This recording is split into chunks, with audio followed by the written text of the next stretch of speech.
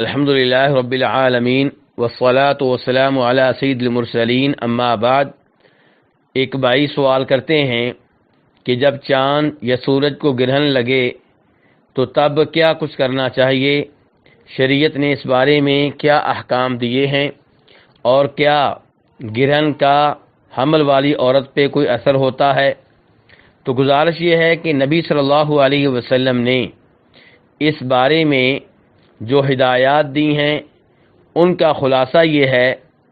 کہ سورج یا چاند گرہن کے موقع پہ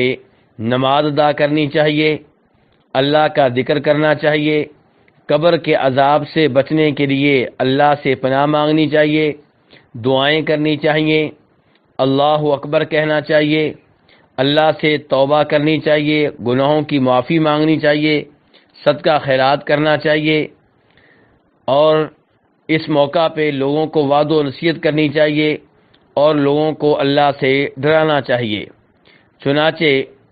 ابو مسعود انصاری رضی اللہ عنہ کہتے ہیں کہ نبی علیہ السلام نے ارشاد فرمایا،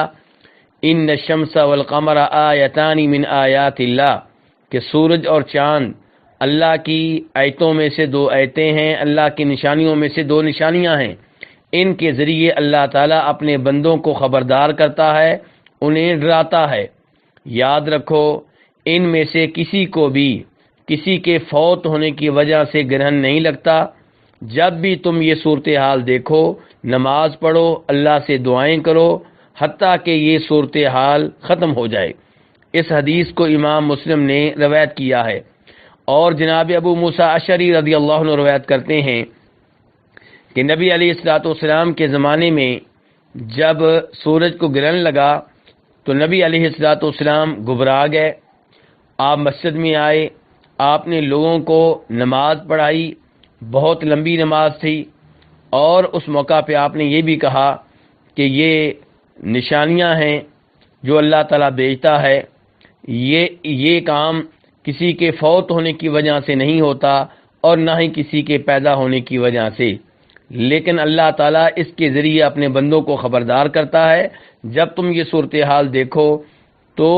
اللہ کے ذکر میں پناہ لو، اللہ سے دعائیں کرو، اللہ سے توبہ استغفار کرو۔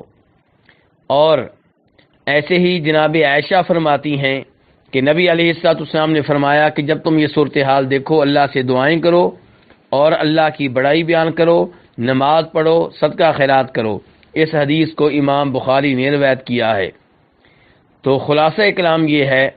کہ جب سورج کو گرہن لگے، چاند کو گرہن لگے، تو یہ اللہ کی طرف رجوع کرنے کا وقت ہے، اللہ سے دعائیں کرنے کا وقت ہے، اللہ کے سامنے گڑگڑانے کا وقت ہے، توبہ و استغفار کا وقت ہے، صدقہ خیرات کا وقت ہے۔ یہ پکنک منانے کا وقت نہیں ہے،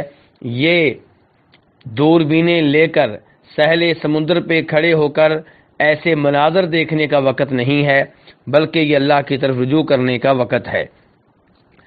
اور رہی یہ بات کہ کیا اس کا حمل والی عورت پہ کوئی اثر ہوتا ہے، تو گزارش یہ ہے کہ ایسی کوئی چیز قرآن و حدیث سے ثابت نہیں ہے۔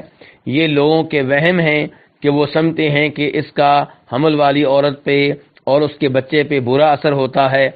اور اتفاقاً ایسے موقع پہ کوئی عورت حمل کی حالت میں ہوتی ہے اور جب اس کے ہاں بچے کی پیدائش ہوتی ہے تو اس کے بچے میں کوئی مسئلہ ہوتا ہے، تو وہ اور لوگ اس امر کو سورج گرہن کی طرف اور چاند گرہن کی طرف منسوب کر دیتے ہیں، اور اس موقع پہ ہم یہ نہیں سوچتے کہ جب سورج کو گرہن لگا تھا، چاند کو گرہن لگا تھا، تب کوئی ایک عورت حمل کی حالت میں نہیں تھی، بلکہ ہزاروں لاکھوں عورتیں حمل کی حالت میں تھیں۔ اگر ایک دو بچوں کے ساتھ ایسا ہوا ہے تو یہ تو اس دن بھی ہوتا ہے جب سورج کو گرہن نہ لگا ہو، چاند کو گرہن نہ لگا ہو، تب بھی کئی ایسے بچے پیدا ہوتے ہیں